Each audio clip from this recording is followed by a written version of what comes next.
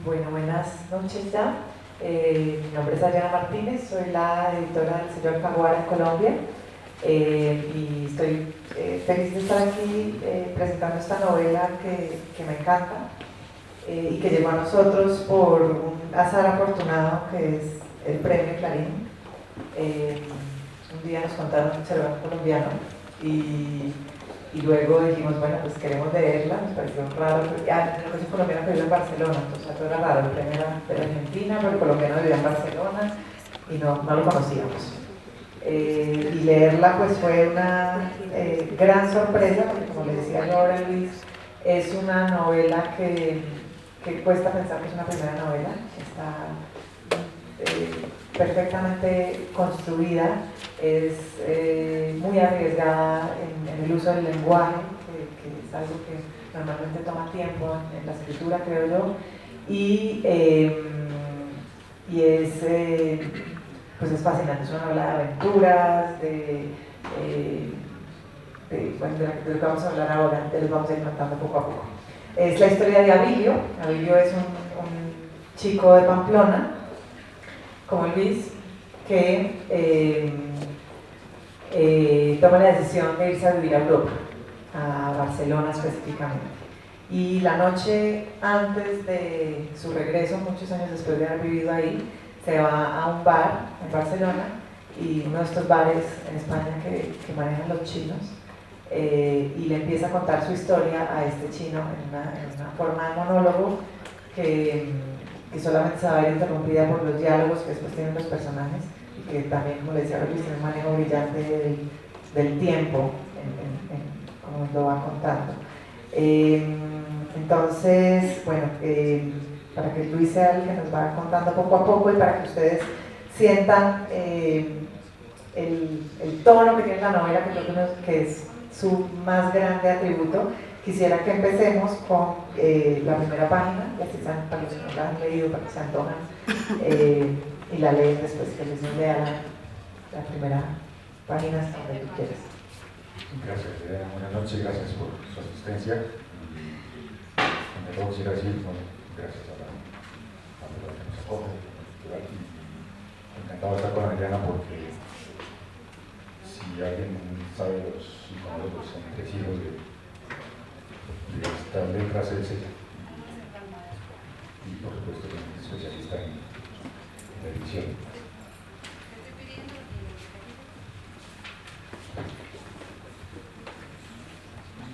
Creo, si no me han mentido, que ya vaya la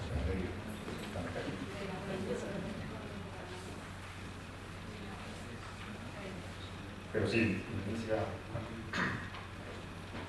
yo vine acá porque quise, porque me lo busqué, porque siempre quise vivir en la puta madre patria, y no porque quisiera vivir en mi país y sus guerritas protagonistas. No es que me hayan amenazado por ser sindicalista o periodista, o que haya sido una mula sin embargo. No.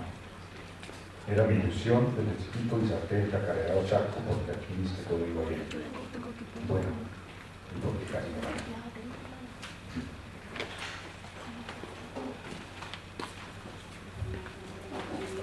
Ahora le dio otro trocito cuando llegué a Barcelona. Dice, el 11 de septiembre. Llegué a Barcelona el 11 de septiembre de 2000. ¿Se imagina? ¿Se acuerda? Era un martes. Llegué sin dormir y arrastrando una maleta, luego que pesaba como un ternero. Tomé el tren del aeropuerto, transbordo y al final me bajé en la plaza de Cataluña. Llegué y encontré un ambiente no festivo, pero sí de mucho entusiasmo. Banderitas y algunos carteles con listas rojas sobre fondo amarillo. 11 de septiembre, Estado catalán, decía uno. Y ahí empieza así su largo monólogo que a su amigo uno. Bueno, y eso nos sirve para arrancar hablando de este personaje que llega a Barcelona y que y además estamos en un momento especial hoy, justo después de elecciones, para hablar de eso, y que elecciones en España, ¿no?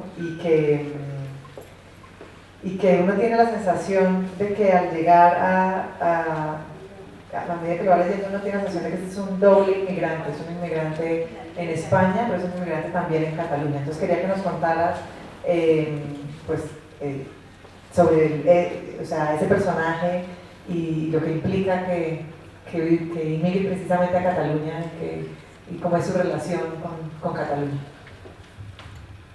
Sí, el trozo que leí era un poco para orientar eso. Él llega a Barcelona, sabe que llega a Barcelona, pero no sabe que llega a Cataluña. Empezando por ahí. Entonces, y ese es el primer choque, ¿no? El hecho migratorio tiene esa clase de choque. Uno es el idioma, castellano, español, y ahí se encuentra con una cosa que no sabe que existe. El catalán, ¿no? Entonces ahí es un choque migratorio. Son otros, ¿no? Una cultura que uno cree cercana, pero en muchos aspectos no lo es. El uso recetario también no hay changua ni hay. Entonces todo eso choca, ¿no? Y uno cree que va al paraíso y no existe, ¿no? Es más o menos eso. Y lo que tú dices, el encuentro, el hecho de emigrar a un, por supuesto no se conoce, pero que ni siquiera se intuía, ¿no? Entonces ahí está el primer coscorrón. Y uno tiene la sensación de que ese personaje termina de entender qué es lo que está pasando en Cataluña. O sea, ¿qué piensas tú un poco de cómo ese personaje a medida que evoluciona va entendiendo un poco a dónde llegó? Sí, bueno, él llega en 2001, como lo relaté, y regresa en el 2009. Aún el hervidero que hay ahora pues no estaba muy caliente. Exacto, no había empezado con tanta fuerza. Pero sí, a medida que trabaja en un restaurante y tiene contacto con gente del lugar, con el mismo idioma, que conoce a un personaje especial que es Don Pera, que es y ahora hablamos de él. Exacto.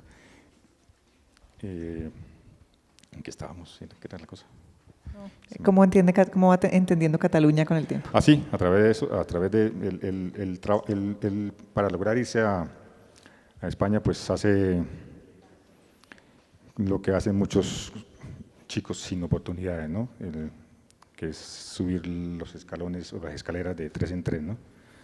Ganando plata fácil, y lo hace a través del contrabando, ¿no? Entre Colombia y Venezuela. Y llega allá y empieza a hacer lo mismo, que es lo único que parece que sabe hacer bien, ¿no? Y ese contacto también es interesante en la evolución de la novela. Hay que decir que Abilio en ese sentido es un personaje gris, un personaje que uno sabe que está haciendo cosas ilegales, cosas que no se deben hacer, pero uno quiere como lector con todo el corazón que le salga bien. Uno quiere que no lo cojan, uno quiere que consiga lo que quiere, que uno tampoco sabe bien qué es, pues sobrevivir finalmente, sí, pero que le salga bien. Para seguir un poco ahí con la relación con pues la particularidad que tiene con que este personaje aterriza en Cataluña, él llega y se encuentra un trabajo. Su empleadora es una mujer que se llama Neus, que es un personaje fascinante, la relación que tienen es absolutamente divertida, porque empieza siendo una relación de deseo y bueno, que iba pasando por muchos estados. Y Neus es también una pueblerina inmigrante, pues pueblerina de Cataluña, que vive ahí en Barcelona ahora. Y yo le decía a Luis que me llama la atención porque empieza este amantazgo, pero es un amantazgo que también nace como marcado un poco por la desigualdad, ¿no? Entonces, háblanos un poquito si quieres de Neus y de la relación entre él y Neus, que es tan divertida y tan llena de matices. Sí, Neus es una señora que lleva unos 10 años a Abilio y también ha sufrido todo el lastre español de la guerra civil, ¿no? Entonces ha tenido que irse a Barcelona de su pueblo de Camprodon. Y sí, la relación establecida es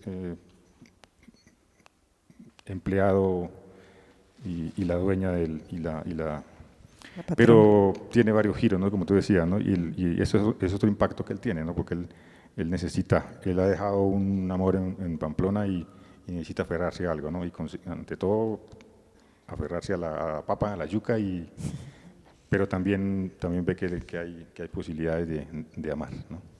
Sí. Otro tema que uno de los motivos, aunque yo le decía también a Luis que él no lo expone como el motivo, por los que uno se entera después de que Abilio emigra, es que hay alguien de su familia que desapareció. Y a mí me parece que, no sé si es consciente, pero la manera como Luis lo trata es que, siendo esto un hecho tan importante que podría ser un detonante para desarrollar una parte de la novela, esto queda como un trasfondo, como un telón que está ahí y que uno intuye que tuvo consecuencias en la decisión del personaje, pero no es tan importante como debería ser. Y yo le decía a Luis que yo sentía que eso decía mucho de lo que somos, como de la manera como los colombianos hemos naturalizado esos eventos. Entonces, hablemos un poco, digamos, de ese cabo suelto que queda en la novela. Me está contando mucho. Sí, eso estaba pensando. Estoy contando mucho. Sí, lo estaba pensando. Sí, es un personaje desaparecido, no existe, de hecho. Pero influye mucho en las decisiones de su hermano, ¿no? Un hermano medio, mayor, policía, que desaparece y siempre está presente en sus decisiones y en ese lastre que es esa clase de ausencias, ¿no? Que tenemos aquí en nuestro país, ¿no?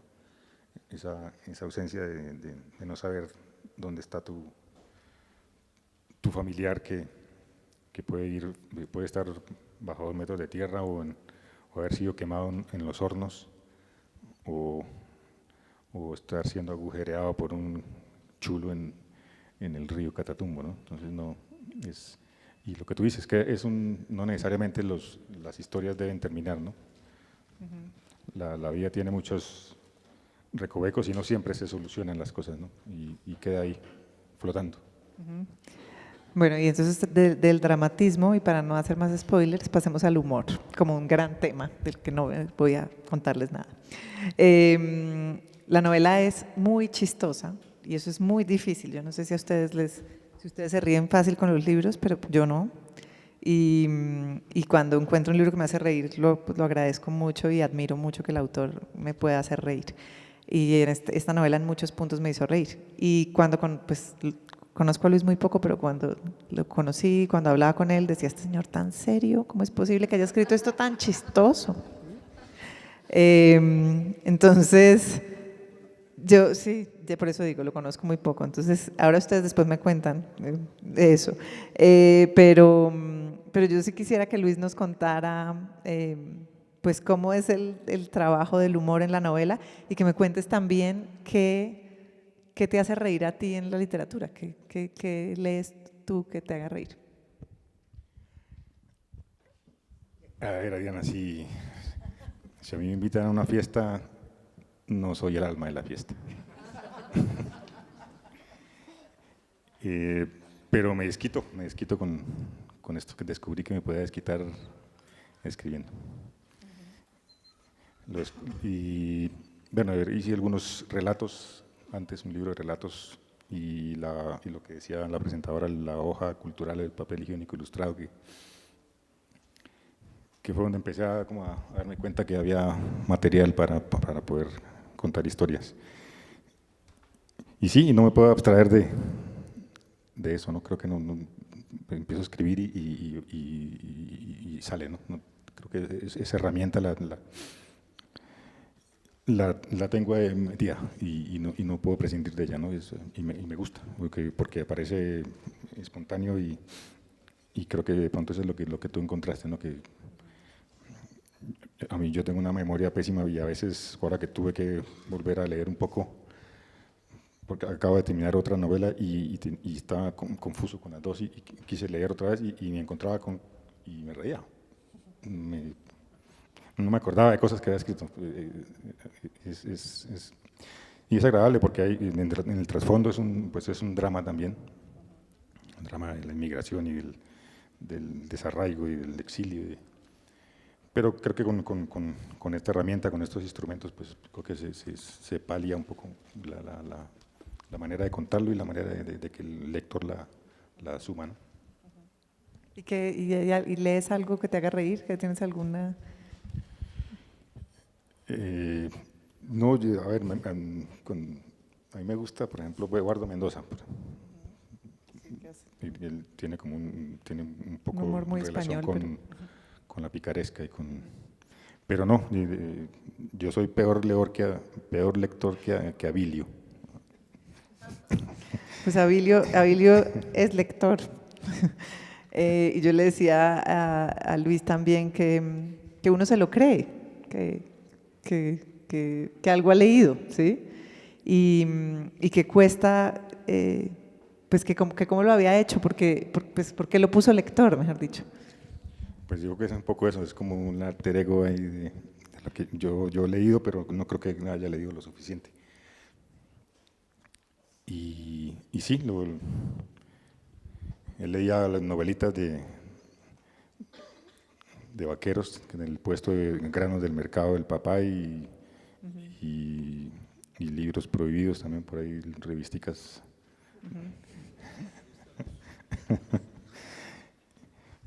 Pero a la casualidad que, bueno, al salir de su casa él tiene que ir a depositarse en un prostíbulo a pasar sus días. Y hay un poeta que es cliente del Camellón, que es el sitio por excelencia, y el poeta le paga a la chica que le gusta, le paga con los libros del papá, que tiene una biblioteca espléndida. Y la chica, pues, y Abilio ve ahí su fuente de Suministro de libros. Exacto, y él se los liba completamente y bueno, y ese es ese es el origen de su capacidad lectora y de su memoria prodigiosa también. Y de su habilidad con el lenguaje, seguramente, porque Abilio habla muy bien. Y ahí esa es otra de las sorpresas que esconde la novela, y es un trabajo con el lenguaje muy sorprendente, desde el humor, como les decía ahora, pero también desde la manera en que el lenguaje se modifica cuando vamos a vivir a otro lado. Tiene, por ejemplo, este personaje tiene una habilidad para ponerle apodos a ese chino sorprendente, que uno se muere de risa de ver cada apodo que le va poniendo. Y bueno, entonces háblanos un poquito del trabajo del lenguaje detrás de la novela, y no se vale decir como no, es que me salió así. A ver, bueno, mi oficio, mi trabajo de diploma es la publicidad y siempre trabajé de redactor, de copy creativo. Y tal vez ese oficio y el rigor de escoger tan pocas palabras para hacerles meter la mano al bolsillo, creo que esa carpintería y ese trabajo creo que me dio algo de bagaje para esto, ¿no? Cuando escribía las primeras cosas del papel higiénico, que eran muy corticas, me daba miedo escribir más largo. Era de pronto un tic de la misma publicidad, ¿no? Y creo que sí, lo del manejo del idioma, pues también viene de las lecturas, y además también, como tú decías, a riesgo con el lenguaje con el que uno crece, ¿no? El lenguaje con el que uno crece en el colegio, en la cuadra, en el barrio, que uno crece con palabras que cree que son las correctas y sale a otra ciudad y no las acepta, o no se las aceptan, o uno dice, no, esto no se dice así. En mi ciudad se dice esto y eso así se dice, ¿no? Hay una pelea siempre aquí se dice garracacha, allá se dice apio, y en otro lado se dice chiribía, y bueno, ya saben cómo juega el castellano con todo, ¿no? y me arriesgué con eso también, ¿no? Y a jugar un poco con el idioma, respetándolo muchísimo, pero también agrediéndolo en ciertos momentos, ¿no? Y ahí te pregunto, ¿cómo se ha leído afuera? Porque hay muchos, digamos, está lleno de colombianismos y pues se gana un premio en Argentina. O sea, está claro que fueron unos lectores no colombianos los primeros que lo premiaron, que lo descubrieron además. Y bueno, yo, digamos, desde el trabajo editorial uno sabe que a veces eso es un inconveniente para que los libros viajen cuando el lenguaje es muy local.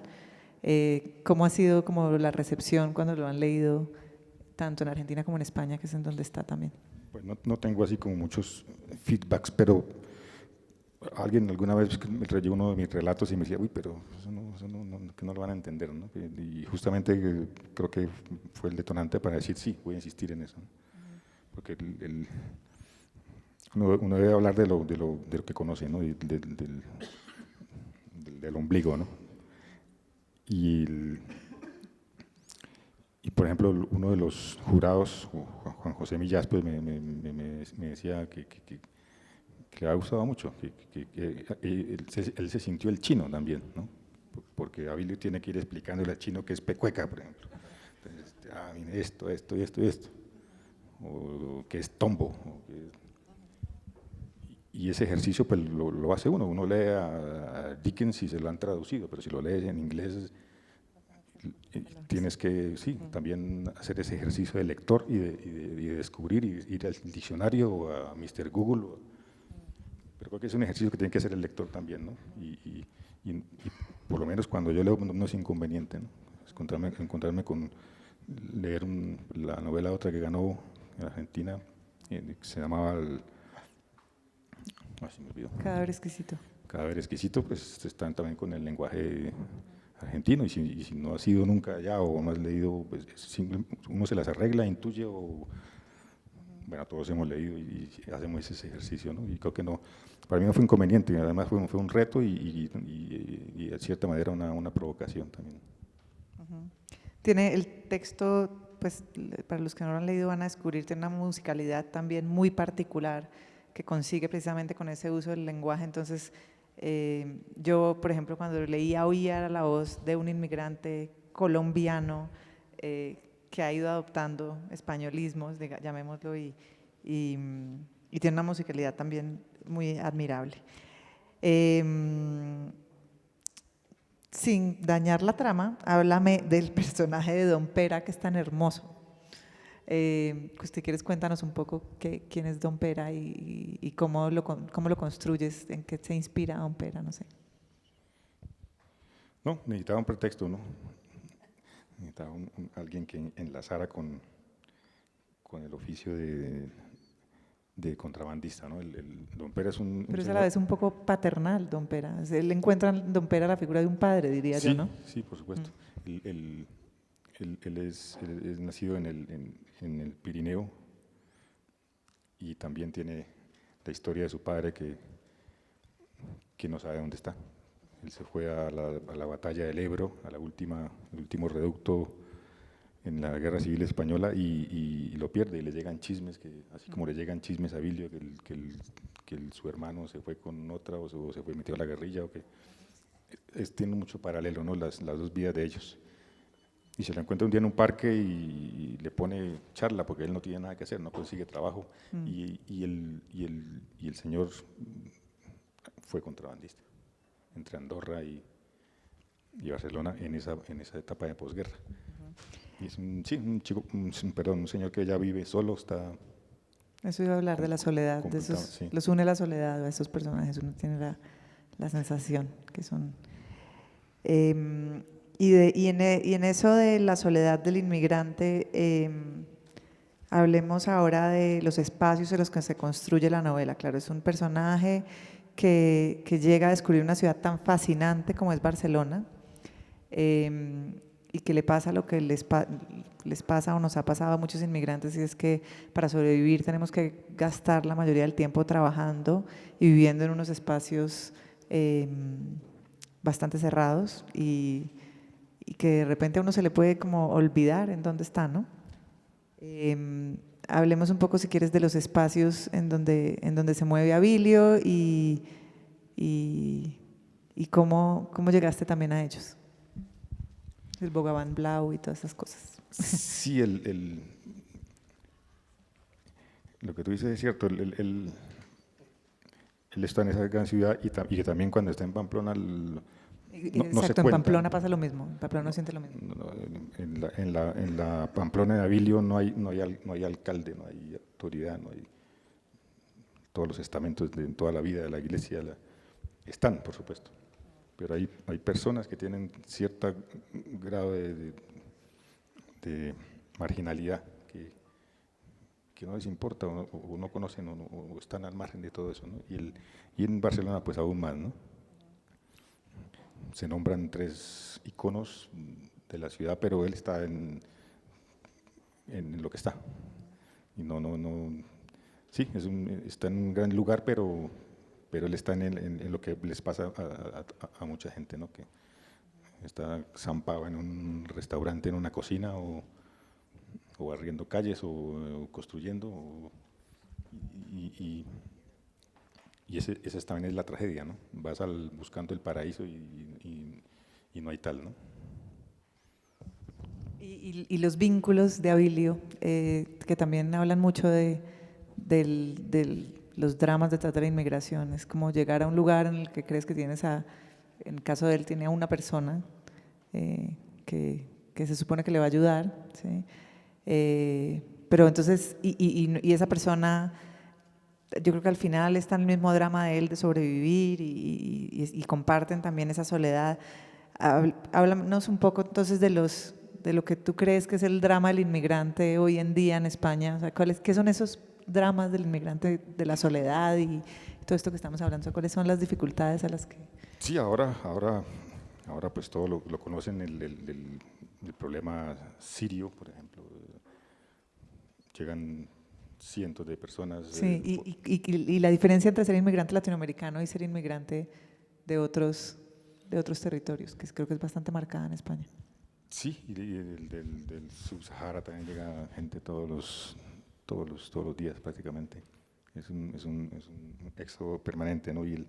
Y el sueño suramericano en Europa pues también se hace ahora con Venezuela, pues imagínate, todos esos flujos migratorios son una tragedia, ¿no? Lo que yo siempre repito, el hecho de que tú sales y no puedes llevarlo todo y tampoco puedes dejarlo todo, ¿no?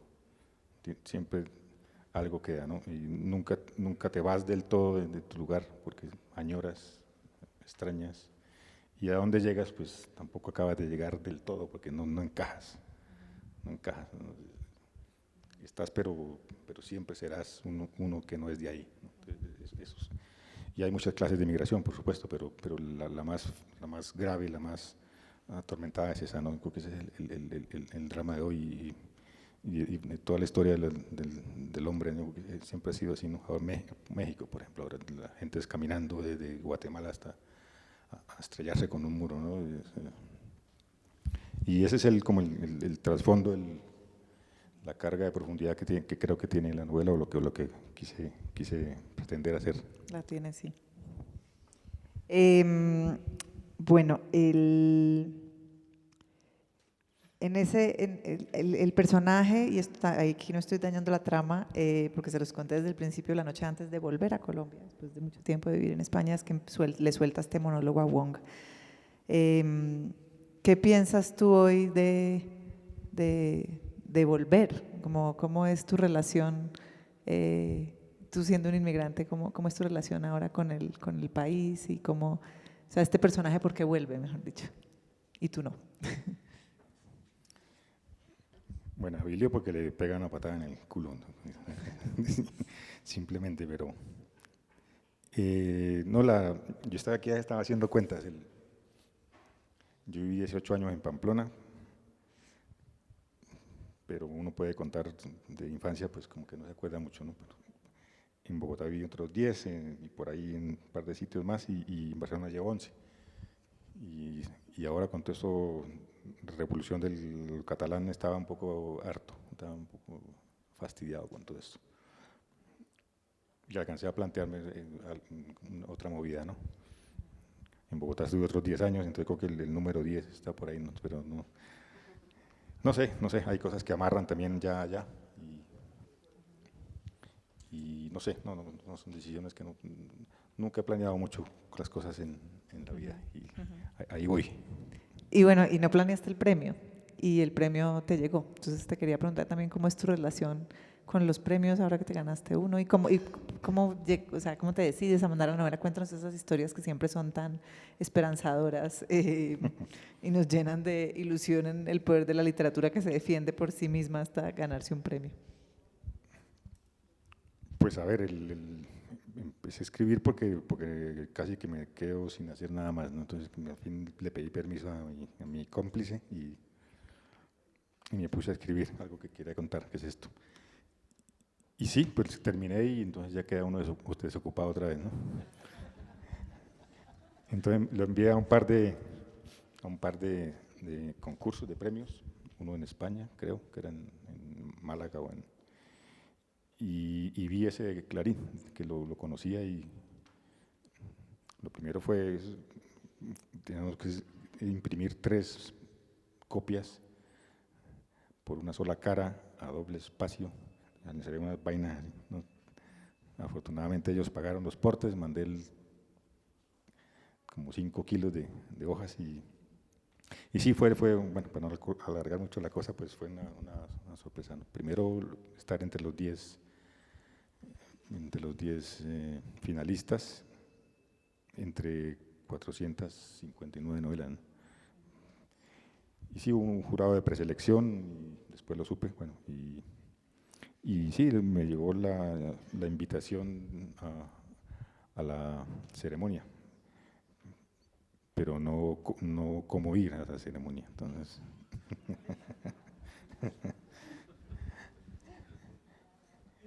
Entonces sí, no, y me arriesgué y dije, no, yo tengo que ir y a ver qué pasa, por lo menos conozco a gente del medio y si no, pues me devuelvo al Claro, y ahí en ese momento no sabes que eres ganador de nada, o sea, no. Finalista simplemente. Y como siempre hacía en el salón de clase, pues me dicen en la última fila y me tocó atravesar todo. Qué dicha. Sí, muy contento, fue una sorpresa y creo que de otra manera pues no había podido estar por acá, porque fue Pues seguramente sí, porque creo que es un libro que si hubiera llegado a los ojos de un editor lo habrían también publicado. Pero qué dicha que empiece con un premio, porque es empezar con el pie derecho, y con un padrino como Juan José Millás, pues gran padrino para el libro, me parece. Además, bueno, hago este apunte, él me comentó que ha aceptado el ser jurado porque los premios en general son como muy turbios o tienen esa fama, ¿no? Y me dijo que ha aceptado eso porque es uno de los premios limpios que hay, ¿no? El diario cita a un jurado de preselección, que generalmente son editores, y después se lo da al jurado de honor, que son 3, y no se mete para nada. No mete la cuchara en nada y respeta la decisión del jurado, y eso pues también creo que le da un poco de valor, ¿no? Claro que sí. Tú traes unos fragmentos muy chéveres que habías seleccionado del libro. ¿Los tienes por ahí a la mano? Para que sigan entusiasmándose con la lectura. A mí me gustaría que leyeras el del amor, pues, si lo tienes por ahí, y bueno, los otros que nos quieras leer. Sí, cogí como apartes de los diferentes temas que tienen todas las historias, y este que me sugiere Diana, pues dice: hombre, a mí cuando me rompen el corazón, lo que me da es dolor de barriga, y cuando me enamoro también me duele y hasta se me afloja. La amo con todo mi corazón, la amo con todo mi estómago. No sé si es por la costumbre, pero sí suena mejor corazón, el mango. ¿Qué tal una postal con estomaguitos violáceos pintados por todas partes? El amor, my friend, es solo una víscera más, un órgano compartido que conecta sin venas y se desconecta con nervios.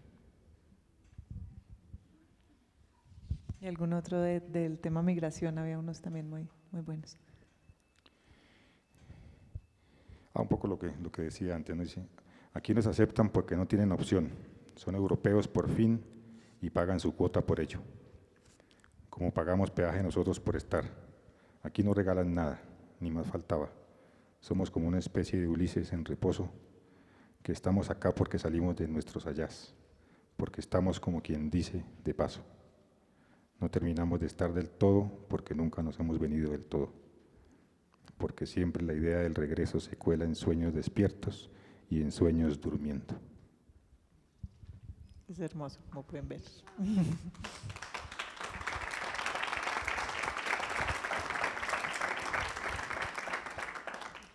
Bueno, y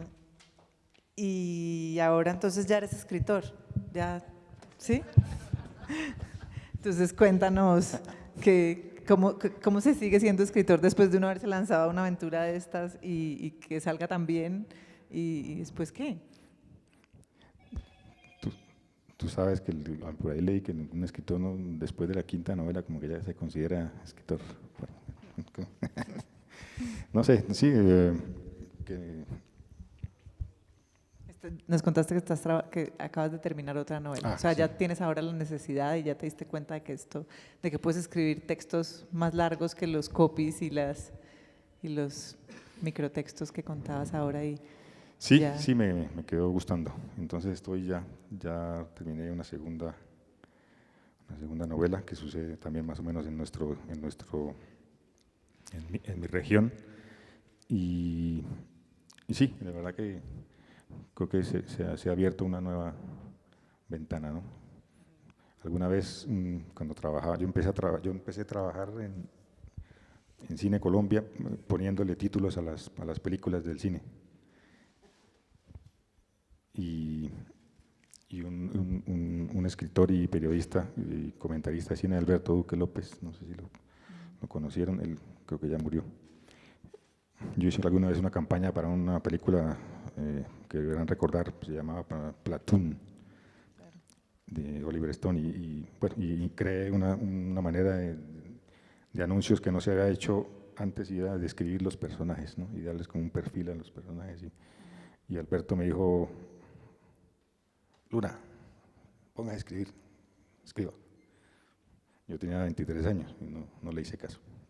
Hasta ahora, muy bien, finalmente. Y tuve que parar mucho tiempo para que me diera cuenta que de pronto había otro filón de cómo vivir y cómo pasar los días. Y el título de este libro, aquí se lo regalan perejil, que a todo el mundo le llama la atención, todo el mundo tiene en la cabeza el libro del perejil. A mí me preguntan, ¿y eso del perejil qué es? Entonces yo siempre les cuento, pero bueno, ahí nos leíste un pedazo de Aquí no regalan nada. A ver, yo sé, yo viví en España y sé también de dónde viene el Aquí solo regalan perejil, pero chévere que cuentes. Sí, pero viene un poco antes. La primera idea fue, yo quería hacer como un tratado también en clave de humor. El título salió, pero era algo así como Tratado para inmigrantes en Cataluña que no quieran cataluñizarse.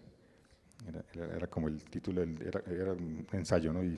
Pero al cabo del tiempo, dándole vueltas, dije, ¿por qué no mejor contar una historia de inmigración? ¿De dónde es el inmigrante? Pues pamplonés. ¿Y a dónde llega? Pues a Barcelona. Y ahí a construir la historieta. Pero lo del título, pues es eso. Uno va a las verdurerías o a las fruterías allá, y después de la compra le regalan una ramita de perejil, o la pide uno y se la dan. La ñapa. Exacto. Pero después descubrí que tiene un origen mucho más, de un punto más interesante, que es en la Edad Media en Barcelona, en el Col, en el barrio judío. Los judíos pues tenían como el perejil como uno de sus ingredientes principales para sus platos, y como una manera de denigrar de ellos, de menospreciarlos, los señores de los mercados empezaron a regalarlo. Esto no vale nada, ¿no? Como una afrenta más al pueblo judío, ¿no? Tiene todo que ver con los inmigrantes en ese caso también. Es un ir y venir. Entonces ese es el origen, ¿no? Y queda pues más, creo yo, y no lo digo en el libro, no quise decir eso, pero queda ahí como lo que es, ¿no? Vas a algún lado y tienes que ganarte la yuca como todo el mundo, ¿no? Y lo único que te regalan es perejil. Bueno, yo quisiera saber si alguno tiene preguntas. Quedan ya 5 minuticos para terminar. ¿No? ¿Ninguna? Los que la leyeron, a ver. Los que la leyeron, o bueno, los que no la han leído y quieren saber algo de la génesis de la novela, no sé. ¿No? Bueno, pues nada, yo como les decía, estoy muy feliz de que tengamos este libro aquí en Colombia. Los invito a todos a leerlo, les prometo que se van a divertir, que se van a conmover, que se van a admirar por la maestría narrativa de Luis, que es sorprendente. Y bueno, gracias por estar aquí. Me alegra mucho además que hayas podido venir a presentarla aquí a Colombia, y esperemos que sea la primera de muchas. Gracias, Adriana, y gracias a todos.